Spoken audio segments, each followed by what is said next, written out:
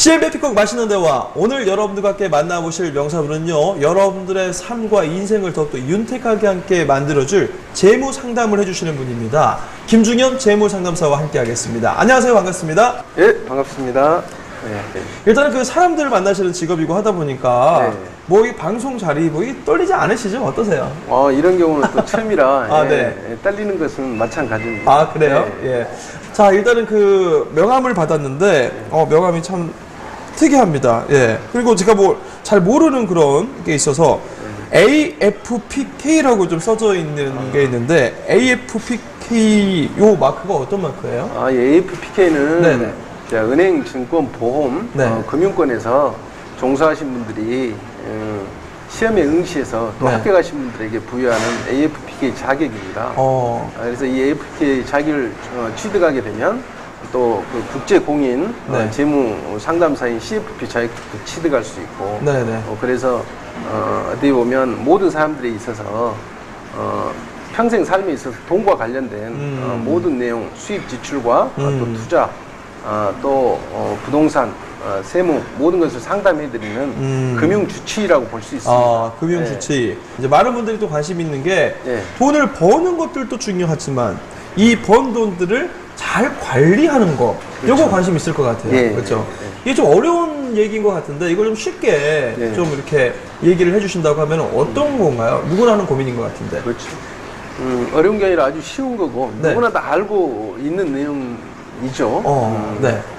결국은 인생에 있어서 아까 말씀드린 필요한 5대 자금에 대한 준비들을 준비한다는 건 다 알고 있죠. 그러기 네. 위해서 어떻게 보면 가정이 이루어지고 또 이렇게 수입이 더 필요한 거죠. 돈이 네. 필요한 거죠. 근데 많은 사람들이 수입이 늘어나면 모든 돈과 관련된 문제가 해결될 거라고 생각하는 경우가 많이 있습니다. 하지만 제가 오랜 기간 동안 많은 분들을 봤을 때 수입이 늘어난 만큼 지출이 항상 따라서 가는 이런 자성과 같은 네네.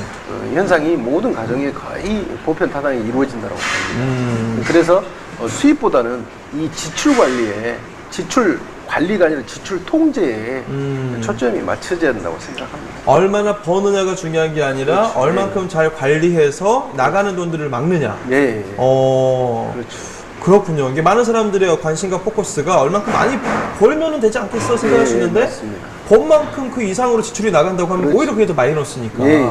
아, 그렇겠군요. 예. 예. 그럼 일단은 그런 지출을 좀 막기 위해서 그리고 네. 이제 수입을 잘 관리하기 위해서 어떤 게 좀 필요할까요? 네. 많은 사람들이 어떻게 보면 가정의 행복을 위해서 돈을 벌지 않습니까? 네. 또 사업하신 분도 있고 직장 생활을 하신 분도 있는데 네네. 결국은 이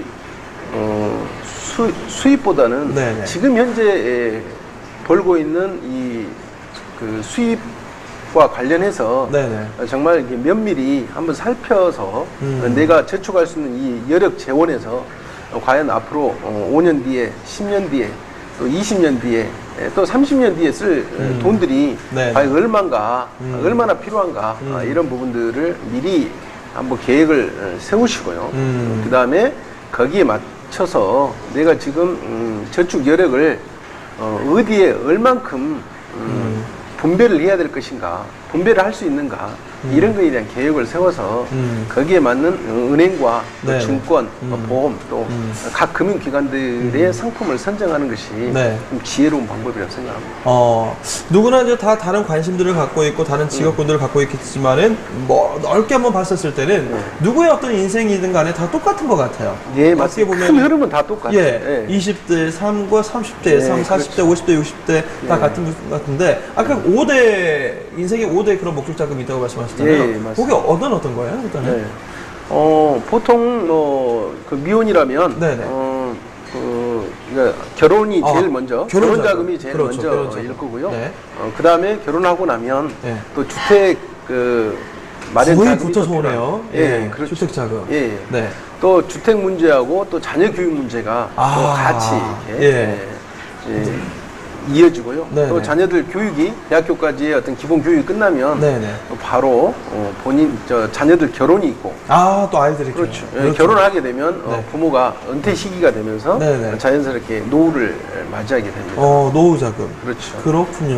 네. 예. 일단은 지금 당장 이제 뭐 일을 하다 보면 사업 자금이 필요할 수도 있는 네, 거고, 맞습니다. 아이의 있던 이제 또 학교를 가게 되면 그런 부분들 교육 자금이 필요할 수 있을 텐데, 네. 일단은 이제 이런 단기적인 거, 중장기적인 거, 장기적인 거 이런 네. 이제 플랜들을 네. 각자 이제 상품들이 좀 다른 건가요? 맞습니다. 예. 아. 다릅니다. 어떻게 해야 돼요? 단기적이었을 때는 뭐 예를 들어서. 네, 주로 이제 은행이 네. 부자는 아닐지라도 재정 관리에서 실패하지 않으려면 네네네. 이 삼전 관리를 참 잘해야 한다는 말이 삼전? 있습니다. 예. 어떤 겁니까? 결국은 이제 집전, 용전, 수전이라는 이 세 가지입니다. 오. 이 집전은 돈을 모으는 거고요. 모으는 거. 용전은 네. 돈을 모은 목돈을 불려 나가는 거. 오. 그 다음에 수전은 네. 돈을 지키는 겁니다. 지키는 숫자 거. 수전. 오. 그래서 주로 집전은 은행을 많이 이용하고요. 네네. 그 다음에 용전은 네.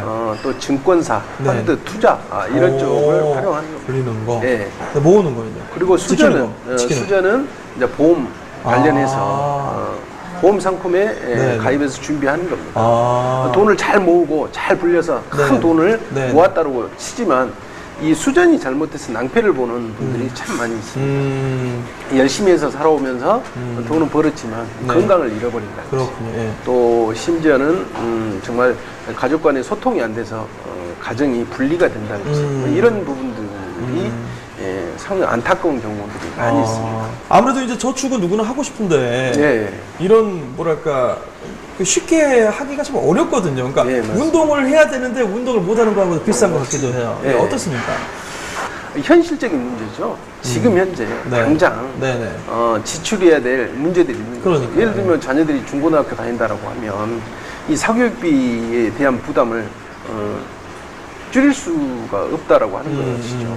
더더구나 과거에는 없었던 핸드폰이 요새는 초등학교, 중학생부터 핸드폰을 다 가지고 계시기 때문에 네네네. 보통 4인 가족이다 치면 실제 요금으로 나가는 것이 5개, 6개라는 거죠. 맞벌이 하다 보니까 자녀들하고 외식 문제도 있고 그렇죠. 또 주 5일째 근무하다 보니까 토요일, 일요일 날 실제 여력이 충분하지 않음에도 불구하고 문화생활 또 같이 주변 사람들과 어울린다는 이유로 또 여행이나 이런 부분들을 많이 무리하게 이렇게 하게 되는 부분들이 많이 있습니다. 그러다 보니까 이제 우선순위의 문제인 것이죠. 우선순위 문제입니다. 그래서 현실에 닥친 문제를 계속 그때그때 해결하느라고 진짜 20년 뒤에 30년 뒤에 닥칠 재정적인 큰 지출 문제를 알면서도 네, 그걸 네. 시작을 못하는 것입니다. 저는 이제 좀 고민인 부분들이 하나가 있는 게요. 네. 아이를 키우고 있어요. 네. 이제 유치원, 초등학교 이렇게 가는 아이를 키우고 있는데, 뭐 아마 방송 보시는 분들 중에서 비슷한 그런 상황에 있으신 분이 계실 수 있는데, 아이를 키우다 보니까 주변의 분들이 뭐 이렇게 용돈을 주시기도 하고 또 네. 그렇게 하는 경우가 있거든요. 네, 맞습니다. 근데 이제 아이가 보면은 무조건 이제 용돈을 받으면은 뭐 이렇게 뭐 본인이 사고 싶은 것들, 뭐 과자를 사거나 뭐 이런 것들 그렇죠. 하는 것들 경험도 있을 수 있는데, 이거를 조금 좀 잡아주고 싶고 그러거든요. 네. 어떻게 하는 게 좀 좋을까요? 재정 상담이나 이런 부분 네. 안내를 드려도 네네네. 실은 30대, 40대, 50대 분들하고도 이런 상담을 자주 드립니다.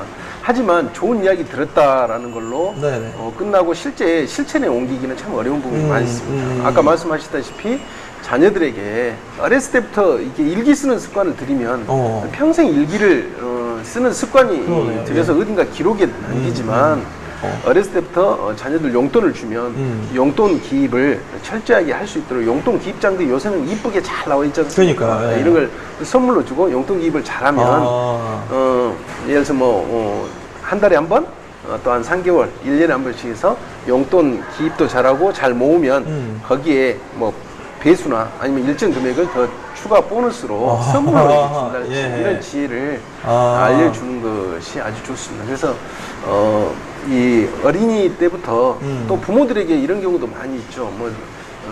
저희 같은 경우는 저희 자녀들의 어떤 그 용돈 관리를 그렇게 네네. 많이 했습니다. 네네. 엄마, 아빠 네. 설거지를 도와준다거나 네네네. 또 이게 뭐 방을 쓸게 한다거나 네네네. 또 음식물 쓰레기를 직접 버린다거나 이렇게 네네. 하면 네. 어렸을 때 500원, 1000원, 네네. 2000원씩 그 냉장고 붙여서 스스로 기록하고 본인이 체크하도록 해서 그걸 네. 정산해서 수시로 이렇게 주고 오. 이런 것들이 평생 이어지진 않지만 그게 습관이 되니까 다음에는 용돈을 주지 않더라도 이제 음식물 쓰레기를 정기적으로 버려준다든지 각자 엄마 아빠 힘들면 도와준다든지 이런 것들이 결국은 재정 관리나 이런 거에 뭐 일환이 아닐까 생각도 많이. 모든 사람들에게 또 윤택한 또 삶을 또 행복을 또 줄 수 있게끔 노력해 주시는 역할에 있어서 네. 다시 한번 더 감사드리고 네. 앞으로 더욱더 멋진 활동도 기대하도록 하겠습니다. 네. 오늘 말씀 고맙습니다. 네, 감사합니다.